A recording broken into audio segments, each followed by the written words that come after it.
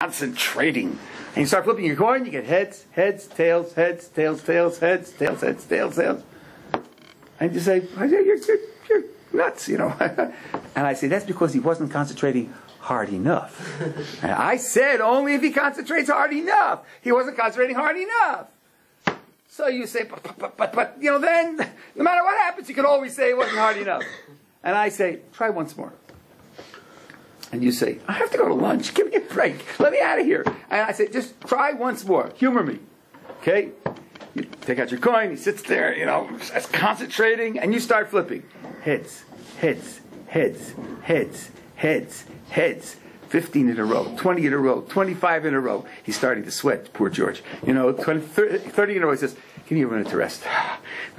Go ahead, right? 40, 50, 60. At a certain point, aren't you going to be surprised?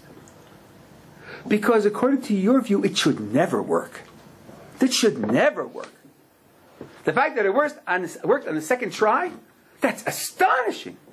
Now, would you say, but it could never have been falsified, so it doesn't count? I don't think so. Or maybe you would, but then you'd be totally irrational. The fact that it couldn't be falsified doesn't mean it's not a good prediction. If it's very unlikely to come true, and it comes true, then you have solid evidence, even if it can't be falsified. And that's just one of the many mistakes in Popper's position. At any rate, the fact that this is so vague, that, the fact that the element that's vague is, if it failed bad enough, it'll happen, that doesn't detract from the surprise that it comes true, and the fact that it's coming true is indeed evidence. And if you're still hypnotized by Popper, go take a look at Sober's book. Sober, by the way, is not one of us. I think he is Jewish, but he's not a believer. He's not a creationist. He's a card-carrying atheist and evolutionist, and therefore everything he writes is intelligent and critical and fair and accurate and honest. Only atheists can be honest.